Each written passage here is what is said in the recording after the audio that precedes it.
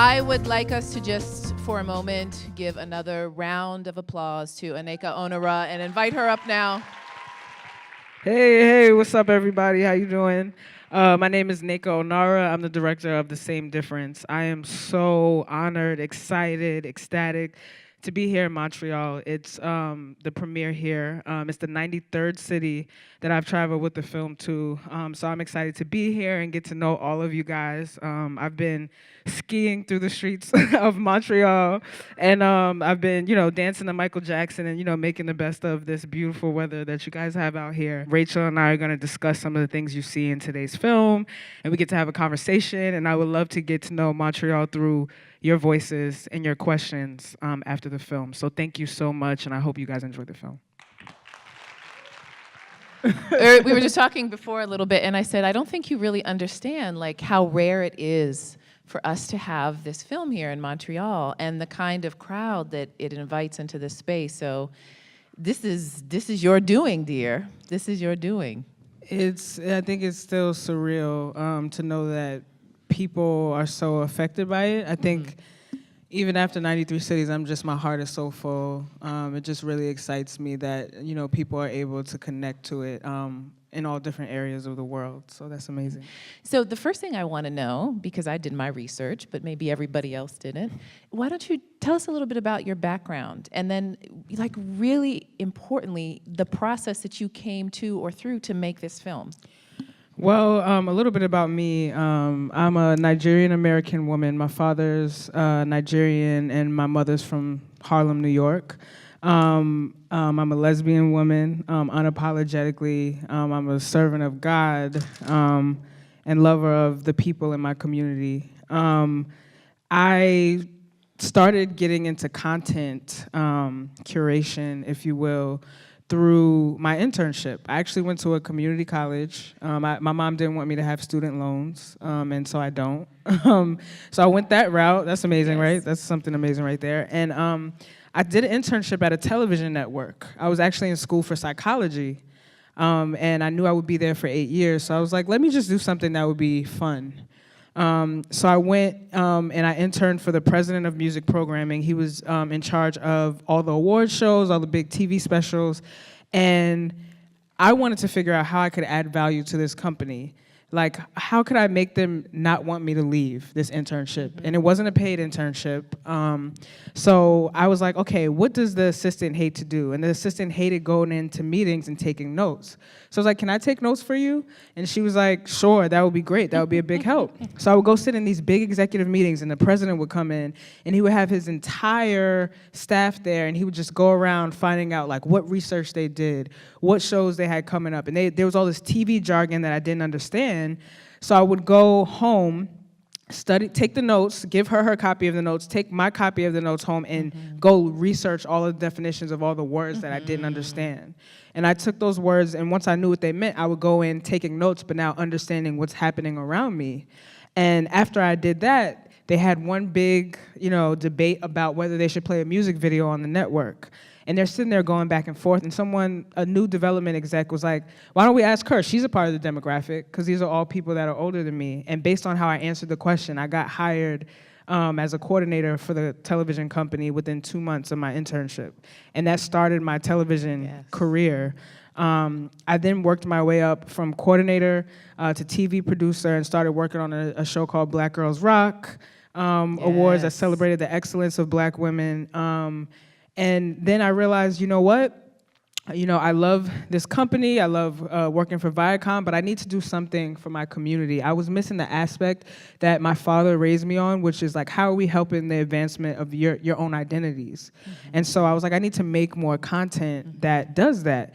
So I was like, you know what? I was talking to my friend about my community, the lesbian community, and how I tried to stay away from it because it was so toxic. And then she was like, well, you should make a documentary about that. And I was like, why haven't I thought to use my privileges and my platforms to help advance this instead of run away from it?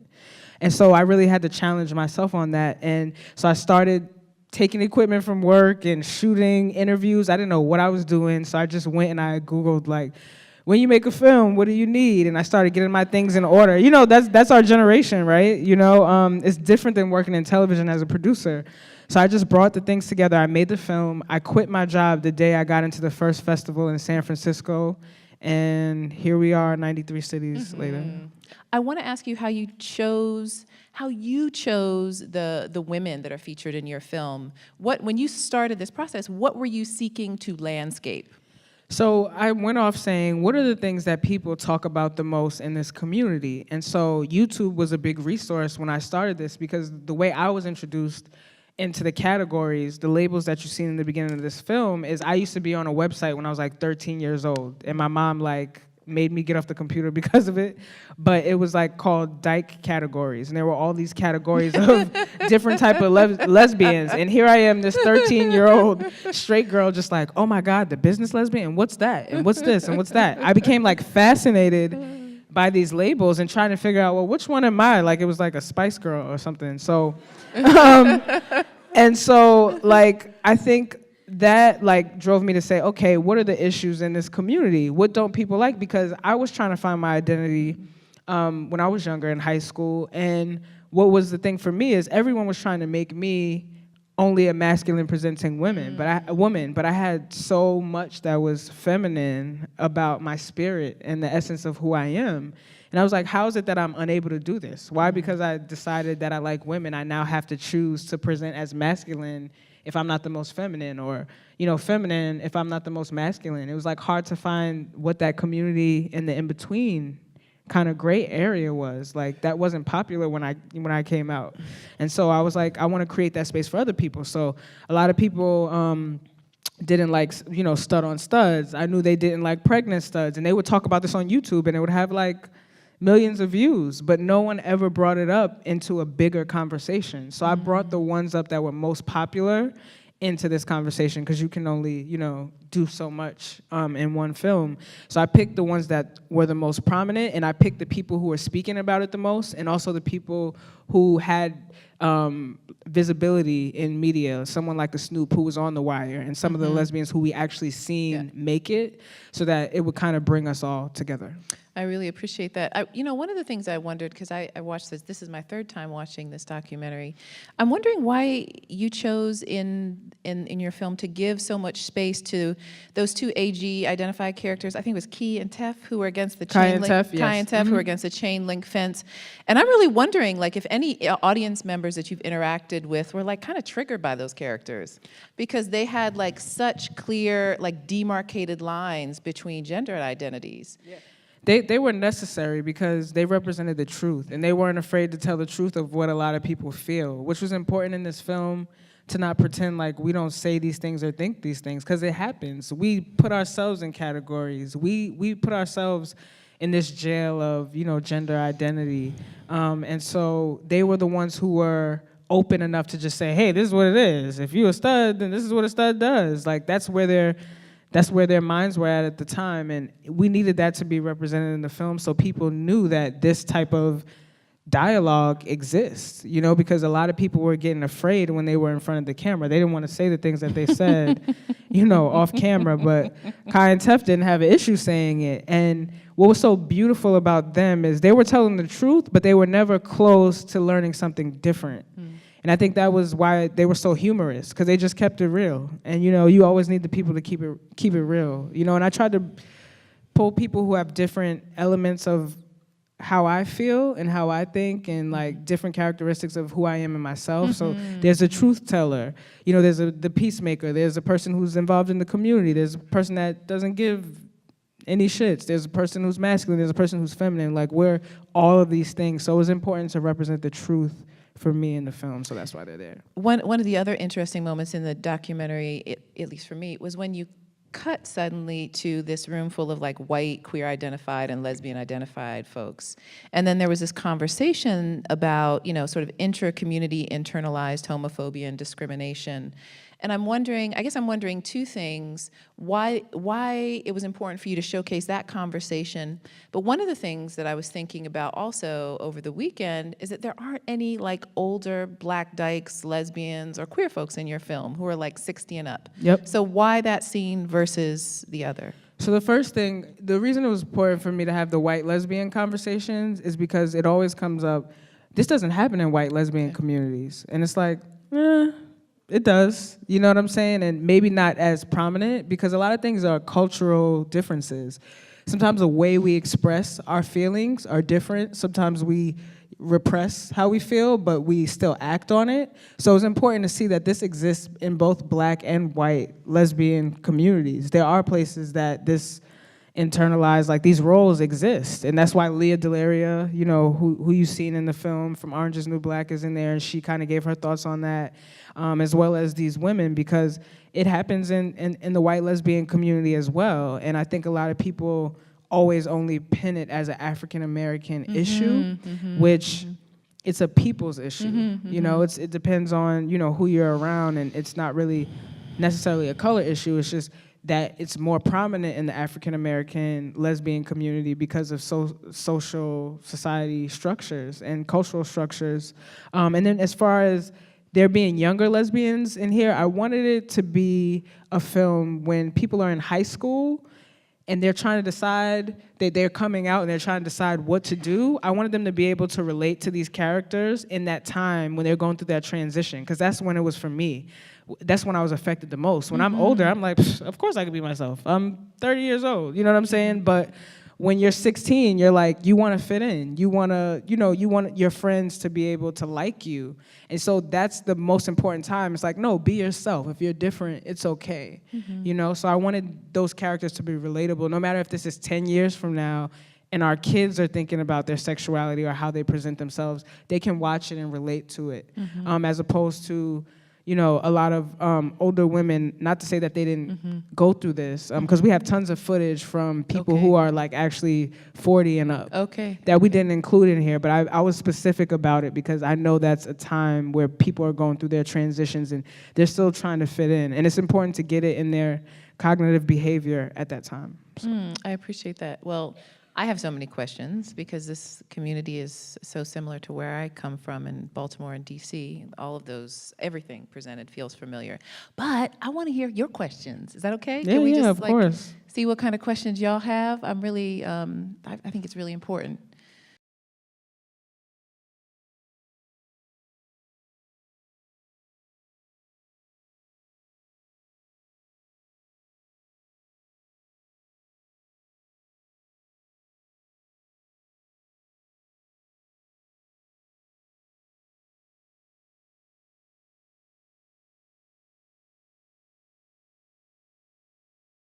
My idea was to just sit back and, like I said, listen to the truth. A lot of people, when I interviewed them, I didn't go in saying, this is what I'm gonna get out of this film. I just wanted to know why.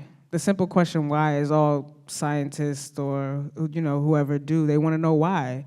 And it's like, why does this exist? Why are we upholding this? And I wanted to explore that without judgment, because how could I say, you know, we shouldn't judge each other when I'm judging you by making a film about how bad your thought process is on something? So I wanted to go in as non-judgmental as possible and not be a hypocrite to the message that I wanted to come through in the film, if that makes sense. So I didn't really have a finger point. I just kind of wanted to know, so why do you feel this way? Why is, you know, being a stud important to you? Why is it so important that two studs are not together for you? Why do you feel like you can't have a baby? Like that scene with Jordan, the pregnant stud, and the person on the phone, that was a very organic conversation. There's no edits, there's no cuts there. It happened just like that, one camera, that was the conversation. There was no other conversation. It wasn't an edited piece, that was real. And so I did that on purpose because, like, a lot of times in films, we construct what we think the perfect example of this is in our mind, but I want to tell the truth in every film. And that's the good, bad, and the ugly, because that's who we are. That's what people connect to, because, like I said, we do feel these ways. You know, there was times, you know, when I first came out and I seen two studs, you know, I was like, whoa, that's jarring. I've never seen that before. You know, I might not have necessarily, like, you know, tried to fight someone or, you know, express how I feel about it, but it was still like, what? At some point, because it wasn't what I was used to. Exposure does that. That's what's important about this film. It's like, you don't know it exists. This film exposes you to the fact that it exists. Or it exposes you to your own ignorance. But that's up to you. You have to go through that process. I can't bring you to that. So I wanted it to be as neutral as possible and allow people to self-reflect and have a conversation. That's why I didn't go into like this whole history thing and tell you why, which most films would be like, okay, historical context in 1920, African Americans. I just wanted to have a conversation. I wanted people to think about a little bit further about why they do the things they do and why, reflect upon themselves instead of me like kind of dictating that.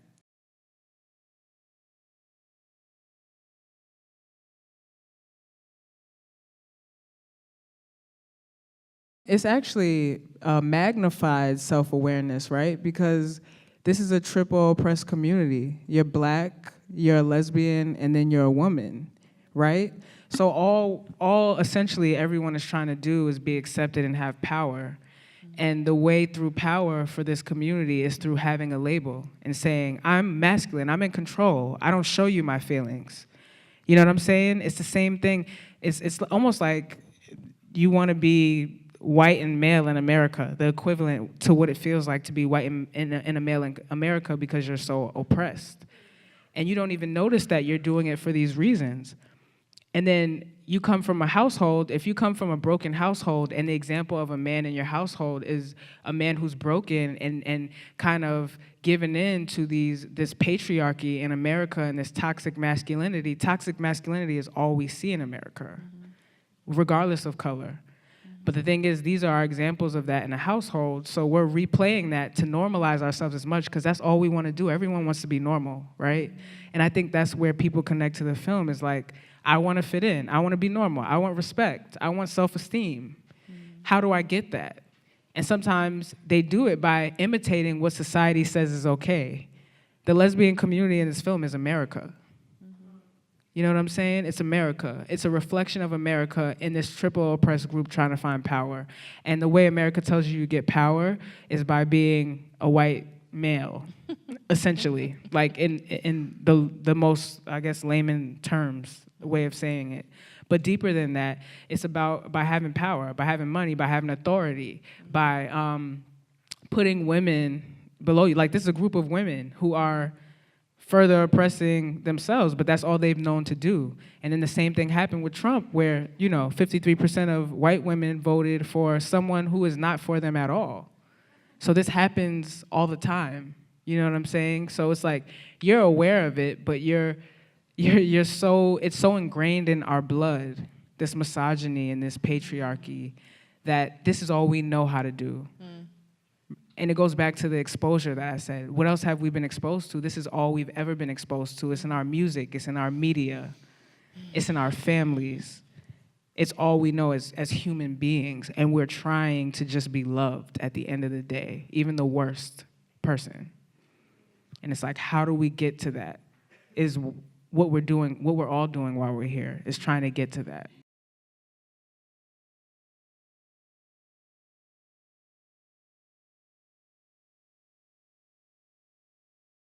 Right now, the thing is, as an African American, and realizing more and more about my community as we go through this tough time in America with this man as president, if that's what we would call him. And, it's important for my people as African Americans to know how great they are, to know the impact they've had on this country. Like, I said it in the interview earlier, like, I'm Black every day. Black History Month is not for me, it's for other cultures. We are great every day. We don't need a month. We don't need a month.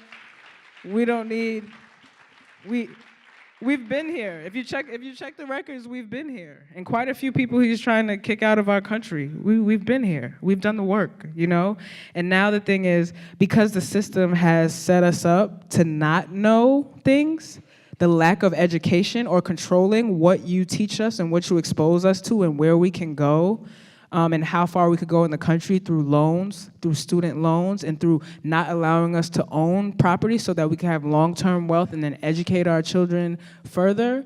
By us doing that, my goal is to figure out how do we learn that information, and not bringing people to the information, but bringing information to the people and making it plain and simple.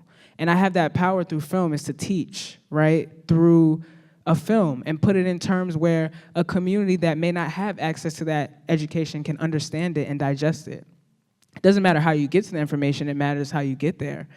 If I have, if there's boys out there selling Jordans and selling weed and they're throwing them in jail, those are business owners that you're throwing in jail. They know how to work numbers like nobody else, nobody's business. They are geniuses, but they don't have the access to know, you know what? You just bought 20 pairs of Jordans. That's about $10,000 that you could have invested to buy a property. You could have bought your own sneaker store, sold sneakers, got a pair for yourself for free, and been able to take care of your family. Yeah. But you won't give him access to that knowledge because he's so brilliant. If he does it on the street, you can lock him up and you can retain your power.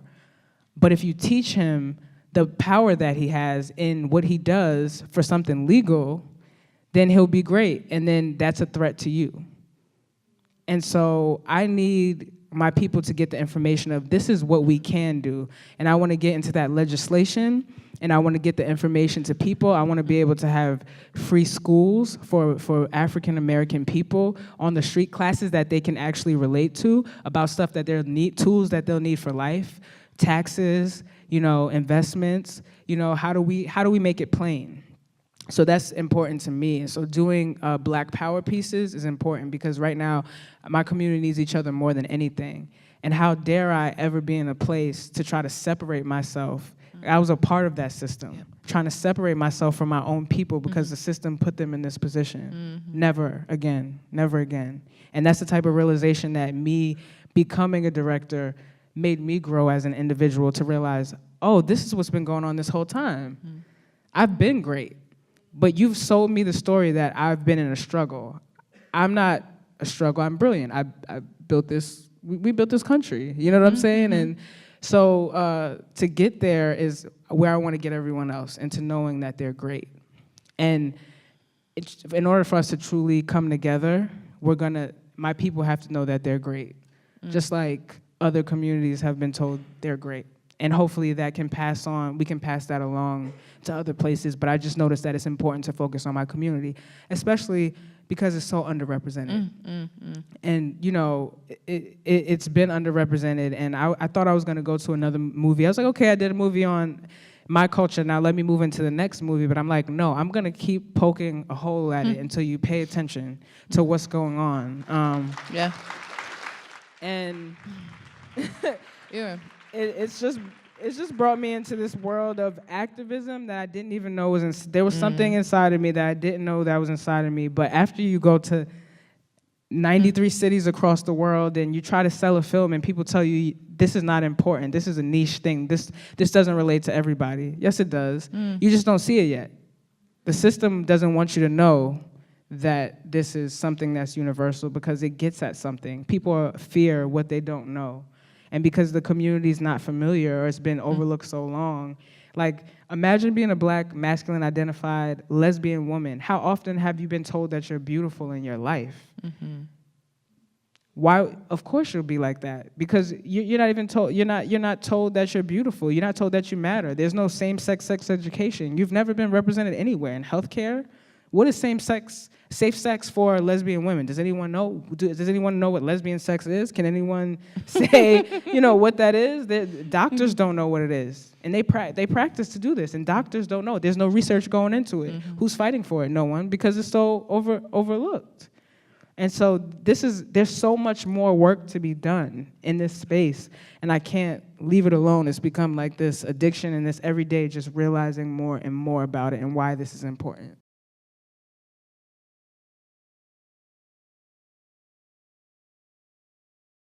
I think we all grew from this film, all in ways where we, even the people who weren't necessarily discriminated against people, they were kind of putting themselves in these boxes.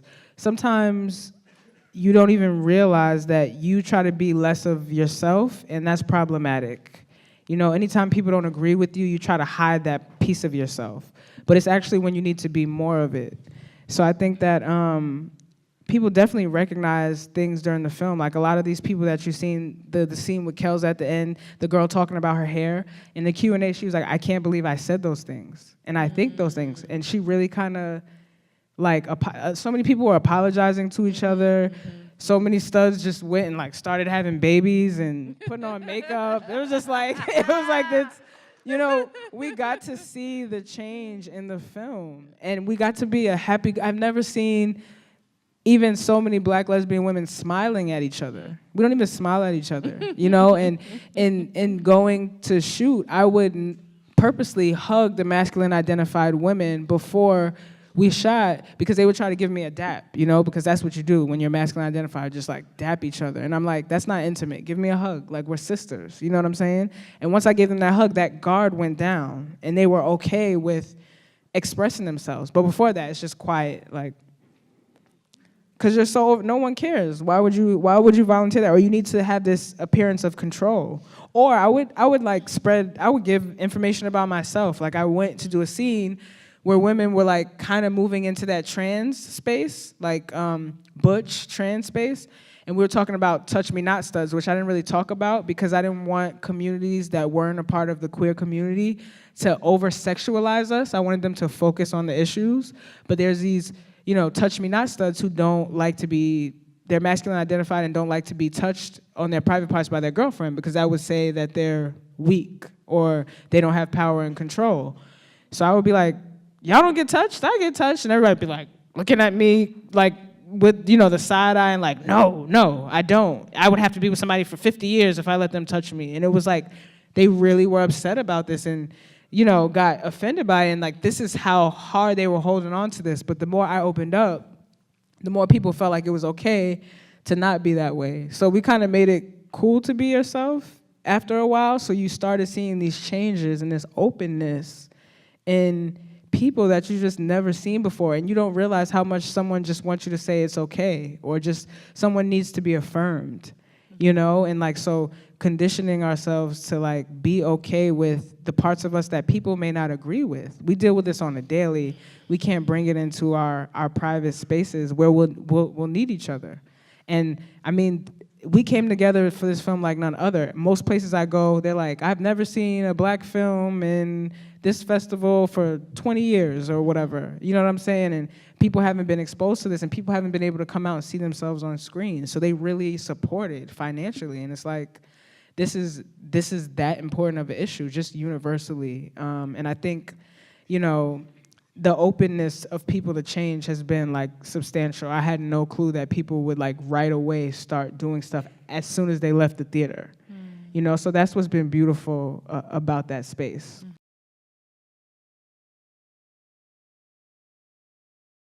And most people ask me like, how come I didn't tell trans stories? But it's really a lesbian film. A lot of times, black lesbians are on the front lines. That's on abortion issues. That's on every issue. We are on the front line, and our voice always gets overlooked, always.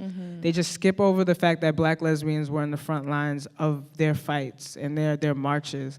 And so I needed to make this a black lesbian, I needed to be in everybody's face, because we weren't gonna get overlooked anymore. So it wasn't a trans story, because that was, at the time, that was like what media decided the end LGBT thing is. But black lesbians has seemed to never be the end thing. You know, it'd be white gay males, black gay males, trans, anyone but black lesbians. Yes. Let's pick anybody. You know what I'm saying? And I just needed us to have a thing, you know, in history. This is our history that we're making right now. So yeah.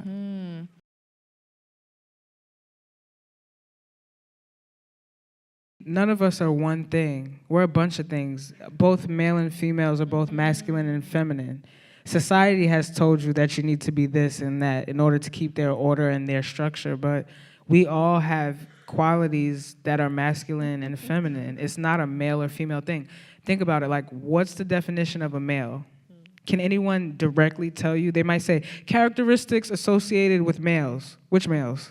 That still doesn't define what it is. You can't. People are people. We come with our own experiences of nature and nurture. The only difference are obviously genitalia, but you know, that could be, you know, manipulated. But you know, I think we're so much of everything. And when you label yourself, in my opinion, doesn't mean it's bad or good, but what happens is you feel the need to stick to what that means. And it's okay. For some people, it's okay, because people need need to mean something. They need to organize. Some people organize, some people leave shit all over the place. Like, that's just personality differences. But it's okay to have a little bit of everything, you know? A little bit of everything. And yes, there should be more awareness around your identity and your size. There's a lot of talk that's not, like, we don't talk about obesity in the lesbian community, especially the Black lesbian community, because a lot of masculine identified women, it has nothing to do with their sexuality. It's about the fact that you're uncomfortable with your body. And you just want to cover that up. And it was because I watched the episode of RuPaul's Drag Race, and they brought lesbians on the episode, and they were like, why do you wear male clothing? And she said, because I feel powerful in it. And I said, wait a second. She wears male clothing because she feels powerful in it. Well, why am I wearing it? I'm wearing it for the same reason. But I'm powerful. Clothes don't make me powerful. Then I started to question myself, and I was like, well, why? Because it's comfortable. Do I want to be comfortable, or do I want to be great? Do I want to be my best self, or do I just want to just get by? And I was like, I can have a better body. So I started focusing on my fitness. I lost 65 pounds. Before this movie, I was 65 pounds heavier than what you see right now. And I started to get that together because it was a part of my overall mental health, where my body was, but we don't talk about that often, our health, And what happens with masculine identified women sometimes as well is that they're not vulnerable enough to go to the doctor, as you see, like how they say men don't go to the doctor that much when they're sick, or they don't admit when they're sick. When they're imitating that behavior, masculine identified women sometimes don't go to the doctor and talk about their issues, to the GYN. You'd be surprised how many masculine identified women don't go to the GYN because they don't associate with their feminine body parts, so they don't feel comfortable talking about it. So they're walking around with STDs, and they don't even know they have them, because they don't know that they can get them, because no one teaches them about lesbian sex and how it works and what they could be exposed to. And like something as big as your health care isn't even like a thing, and you don't even recognize it because you're so oppressed, you just let it go by.